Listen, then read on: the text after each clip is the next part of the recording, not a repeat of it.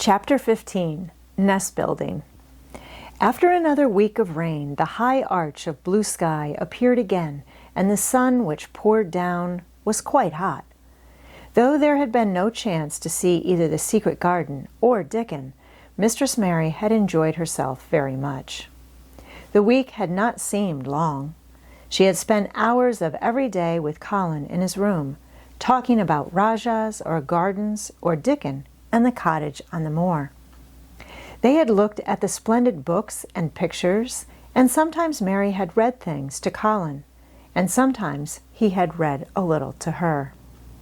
When he was amused and interested, she thought he scarcely looked like an invalid at all, except that his face was so colorless, and he was always on the sofa.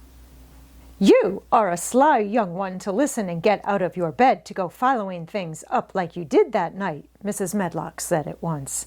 "But there's no saying it's not been a sort of blessing to the lot of us. He's not had a tantrum or a whining fit since you made friends. The nurse was just going to give up the case because she was so sick of him, but she says she doesn't mind staying now you've gone on duty with her," laughing a little. In her talks with Colin, Mary had tried to be very cautious about the secret garden. There were certain things she wanted to find out from him, but she felt that she must find them out without asking him direct questions. In the first place, as she began to like to be with him, she wanted to discover whether he was the kind of boy you could tell a secret to. He was not in the least like Dickon, but he was evidently so pleased with the idea of a garden no one knew anything about that she thought perhaps he could be trusted. But she had not known him long enough to be sure. The second thing she wanted to find out was this: if he could be trusted, if he really could, wouldn't it be possible to take him to the garden without having anyone find it out? The grand doctor had said that he must have fresh air, and Colin had said that he would not mind fresh air in a secret garden. Perhaps if he had a great deal of fresh air and knew Dickon and the robin and saw things growing, he might not think so much about dying. Mary had seen herself in the glass sometimes lately when she had realized that she looked quite a different creature from the child she had been when she arrived from India. This child looked nicer. Even Martha had seen a change in her. "The air from the moor has done thee good already," she had said. "Thou'rt not nigh so yeller, and thou'rt not nigh so scrawny. Even the hair doesn't slant down on the head so flat. It's got some life in it, so as it sticks out a bit." "It's like me," said Mary. "It's growing stronger and fatter. I'm sure there's more of it." "It looks it for sure," said Martha, ruffling it up a little round her face. "Thou'rt not half so ugly when it's that way, and there's a bit of red in the cheeks." If gardens and fresh air had been good for her, perhaps they would be good for Colin. But then, if he hated people to look at him, perhaps he would not like to see Dickon. "Why does it make you angry when you are looked at?" she inquired one day. "I always hated it," he answered, "even when I was very little. Then when they took me to the seaside and I used to lie in my carriage, everybody used to stare, and ladies would stop and talk to my nurse, and then they would begin to whisper. And I knew when they were saying I shouldn't live to grow up. Then sometimes the ladies would pat my cheeks and say, 'Poor child.' Once when a lady did that, I screamed out loud and bit her hand. She was so frightened she ran away." "She thought you had gone mad like a dog," said Mary, not at all admiringly. "I don't care what she thought," said Colin, frowning. "I wonder why you didn't scream and bite me when I came into your room," said Mary. Then she began to smile slowly. "I thought you were a ghost or a dream," he said. "You can't bite a ghost or a dream. And if you scream, they don't care." "Would you hate it if a boy looked at you?" Mary asked uncertainly. He lay back on his cushion and paused thoughtfully. "There's one boy," he said quite slowly, as if he were thinking over every word. "There's one boy I believe I shouldn't mind. It's that boy who knows where the foxes live, Dickon." "I'm sure you wouldn't mind him," said Mary. "The birds don't, and other animals," he said, still thinking it over. "Perhaps that's why I shouldn't. He's a sort of animal charmer, and I am a boy animal." Then he laughed, and she laughed too. In fact, it ended in their both laughing a great deal and finding the idea of a boy animal hiding in his hole very funny indeed. What Mary felt afterwards was that she need not fear about Dickon. On that first morning, when the sky was blue again, Mary wakened very early. The sun was pouring in slanting rays through the blinds, and there was something so joyous in the sight of it that she jumped out of bed and ran to the window. She drew up the blinds and opened the window itself, and a great waft of fresh scented air blew in upon her. The moor was blue, and the whole world looked as if something magic had happened to it. There were tender little fluting sounds here and there and everywhere, as if scores of birds were beginning to tune up for a concert. Mary put her hand out of the window and held it in the sun. "It's warm, warm," she said. "It will make the green points push up and up and up, and it will make the bulbs and roots work and struggle with all their might under the earth."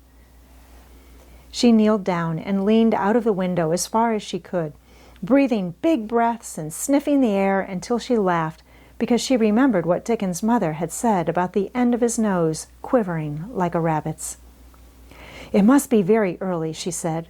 "The little clouds are all pink, and I've never seen the sky look like this. No one is up. I don't even hear the stable boys." A sudden thought made her scramble to her feet. "I can't wait. I am going to see the garden." She had learnt to dress herself by this time, and she put on her clothes in 5 minutes. She knew a small side door which she could unbolt herself, and she flew downstairs in her stocking feet and put on her shoes in the hall. She unchained and unbolted and unlocked, and when the door was open, she sprang across the step with one bound, and there she was standing on the grass, which seemed to have turned green.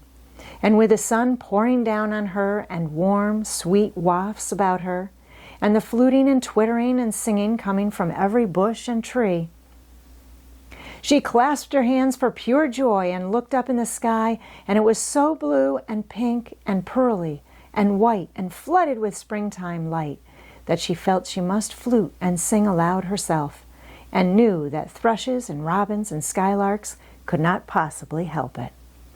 She ran round the shrubs and paths toward the secret garden. "It's all different already," she said. "The grass is greener, and things are sticking up everywhere, and things are uncurling, and green buds of leaves are showing. This afternoon I am sure Dickon will come." The long warm rain had done strange things to the herbaceous beds which bordered the walk by the lower wall. There were things sprouting and pushing out from the roots of clumps of plants, and there were actually, here and there, glimpses of royal purple and yellow unfurling among the stems of crocuses. 6 months before, Mistress Mary would not have seen how the world was waking up, but now she missed nothing. When she had reached the place where the door hid itself under the ivy, she was startled by a curious loud sound. It was the caw, caw of a crow, and it came from the top of the wall, and when she looked up, there sat a big, glossy-plumaged, blue-black bird looking down at her very wisely indeed. She had never seen a crow so close before, and he made her a little nervous. But the next moment he spread his wings and flapped away across the garden. She hoped he was not going to stay inside, and she pushed the door open, wondering if he would. When she got fairly into the garden, she saw that he probably did intend to stay, because he had alighted on a dwarf apple tree, and under the apple tree was lying a little reddish animal with a bushy tail, and both of them were watching the stooping body and rust-red head of Dickon, who was kneeling on the grass working hard. Mary flew across the grass to him. "Oh, Dickon, Dickon," she cried out. "How could you get here so early? How could you? The sun has only just got up." He got up himself, laughing and glowing and tousled, his eyes like a bit of the sky. "Eh," he said, I was up long before him. How could I have stayed abed? The world's all fair begun again this morning, it has. And it's workin' and hummin' and scratchin' and pipin' and nest-buildin' and breathin' out sense, till you've got to be out on it, 'stead o' lyin' on your back. When the sun did jump up, the moor went mad for joy, and I was in the midst of the heather, and I run like mad myself, shoutin' and singin', and I come straight here. I couldn't have stayed away. Why, the garden was lyin' here waitin'." Mary put her hands on her chest, panting, as if she had been running herself. "Oh, Dickon, Dickon," she said, "I'm so happy I can scarcely breathe." Seeing him talking to a stranger, the little bushy-tailed animal rose from its place under the tree and came to him, and the rook, cawing once, flew down from its branch and settled quietly on his shoulder. "This is the little fox cub," he said, rubbing the little reddish animal's head. "It's named Captain, and this here's Soot. Soot, he flew across the moor with me, and Captain, he run same as if the hounds had been after him. They both felt same as I did." Neither of the creatures looked as if they were the least afraid of Mary. When Dickon began to walk about, Soot stayed on his shoulder, and Captain trotted quietly close to his side. "See here," said Dickon. "See how these has pushed up, and these, and look at these here." He threw himself upon his knees, and Mary went down beside him. They had come upon a whole clump of crocuses burst into purple and orange and gold. Mary bent her face down and kissed them. "You never kiss a person in that way," she said, when she lifted her head. "Flowers are so different." He looked puzzled, but smiled. He said, "I've kissed Mother many a time that way, when I come in from the moor after a day's roamin', and she stood there at the door in the sun, looking so glad and comfortable." They ran from one part of the garden to another, and found so many wonders that they were obliged to remind themselves that they must whisper or speak low. He showed her swelling leaf buds on rose branches which had seemed dead. He showed her 10,000 new green points pushing through the mold. They put their eager young noses close to the earth, sniffed its warm springtime breathing. They dug and pulled and laughed low with rapture until Mistress Mary's hair was as tumbled as Dickon's, and her cheeks were almost as poppy red as his. There was every joy on earth in the secret garden that morning, and in the midst of them came a delight more delightful than all, because it was more wonderful. Swiftly something flew across the wall and darted through the trees to a close-grown corner, a little flare of red-breasted bird with something hanging from its beak. Dickon stood quite still and put his hand on Mary, almost as if they had suddenly found themselves laughing in a church. "We munnot stir," he whispered in broad Yorkshire. "We munnot scarce breathe. I knowed he was mate huntin' when I seed him last. It's Ben Weatherstaff's robin. He's buildin' his nest. He'll stay here if us don't flight him." They settled down softly upon the grass and sat there without moving. "Us mustn't seem as if us watchin' him too close," said Dickon.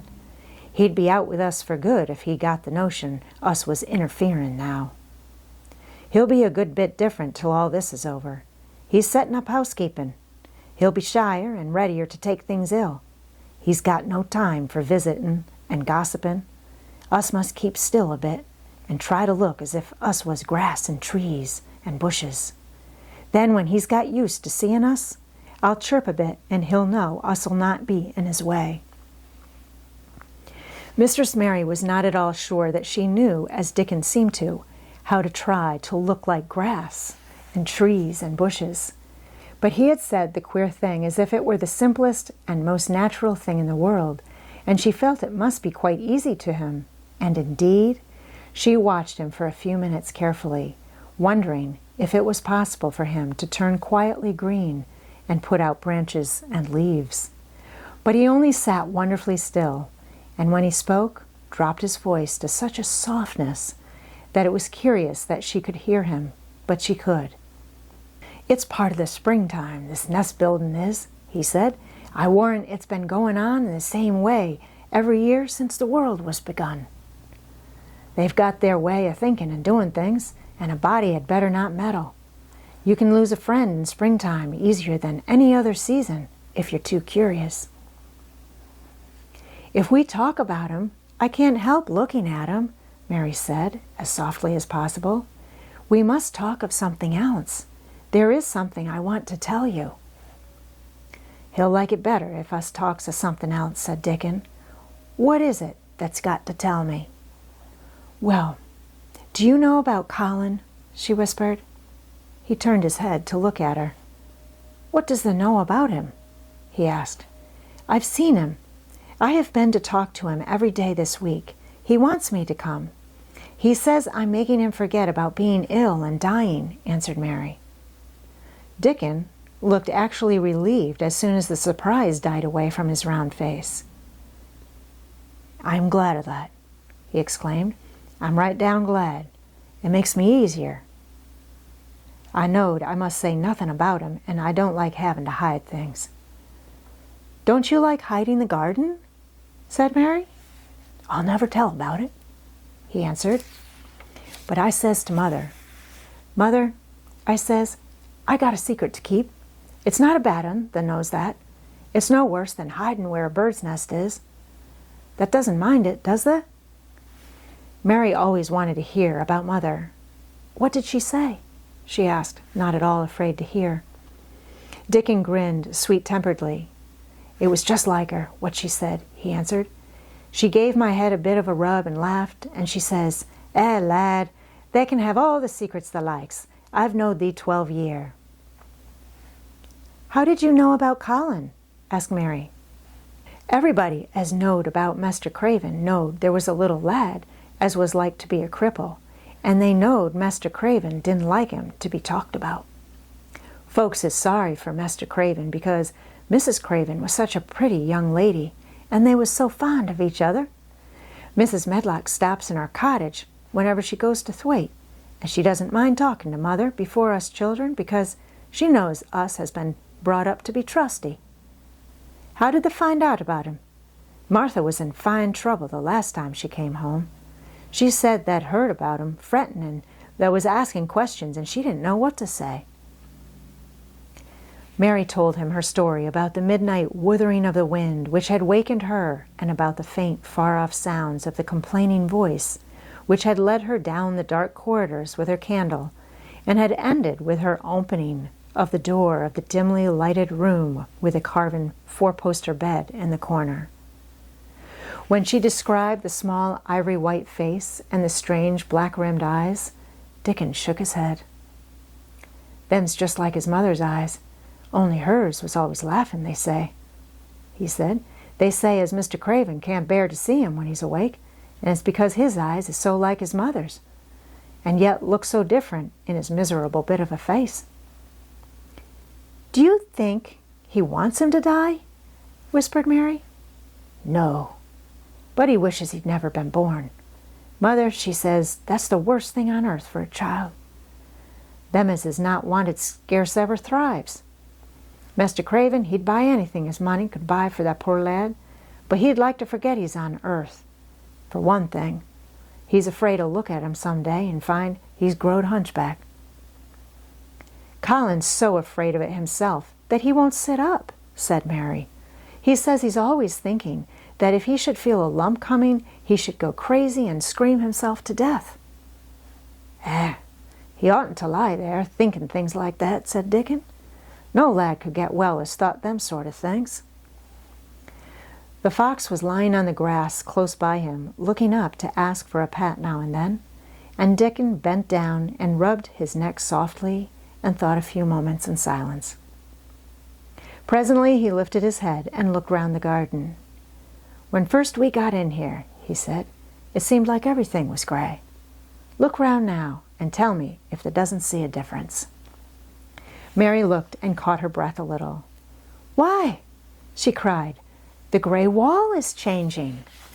It is as if a green mist were creeping over it. It's almost like a green gauze veil. Aye, said Dickon, and it'll be greener and greener till the gray's all gone. Can thee guess what I was thinking? "I know it was something nice," said Mary eagerly. "I believe it was something about Colin. I was thinking that if he was out here, he wouldn't be watching for lumps to grow on his back. He'd be watching for buds to break on the rose bushes, and he'd likely be healthier," explained Dickon. "I was wondering if us could ever get him in the humor to come out here and lie under the trees in his carriage." "I've been wondering that myself. I've thought of it almost every time I've talked to him," said Mary. "I've wondered if he could keep a secret, and I've wondered if we could bring him here without anyone seeing us. I thought perhaps you could push his carriage. The doctor said he must have fresh air, and if he wants us to take him out, no one dare disobey him. He won't go out for other people, and perhaps they will be glad if he will go out with us. He could order the gardeners to keep away so they wouldn't find out." Dickon was thinking very hard as he scratched Captain's back. "It'd be good for him, I'll warrant," he said. "Us not be thinking he'd better never been born. Us be just two children watching a garden grow, and he'd be another. Two lads and a little lass just looking on at the springtime. I wonder it'd be better than doctor's stuff. He's been lying in his room so long, and he's always been so afraid of his back that it has made him queer," said Mary. "He knows a good many things out of books, but he doesn't know anything else. He says he has been too ill to notice things, and he hates going out of doors and hates gardens and gardeners. But he likes to hear about this garden because it is a secret. I daren't tell him much, but he said he wanted to see it." "Us'll have him out here sometime for sure," said Dickon. "I could push his carriage well enough. Has thou noticed how the robin and his mate has been working while we've been sitting here? Look at him, perched on that branch, wondering where it'd be best to put that twig he's got in his beak." He made one of his low whistling calls, and the robin turned his head and looked at him inquiringly, still holding his twig. Dickon spoke to him as Ben Weatherstaff did, but Dickon's tone was one of friendly advice. "Whereas ever thou puts it," he said, "it'll be all right. Thou knew how to build the nest before they came out of the egg. Get on with it, lad. Thou's got no time to lose." "Oh, I do like to hear you talk to him," Mary said, laughing delightedly. "Ben Weatherstaff scolds him and makes fun of him, but he hops about and looks as if he understood every word, and I know he likes it. Ben Weatherstaff says he is so conceited he would rather have stones thrown at him than not be noticed." Dickon laughed too and went on talking. "Thou knows us won't trouble thee," he said to the robin. "Us is near being wild things ourselves. Us is nest building too, bless thee. Look out that doesn't tell on us." And though the robin did not answer because his beak was occupied, Mary knew that when he flew away with his twig to his own corner of the garden, the darkness of his dew-bright eye meant that he would not tell their secret for the world.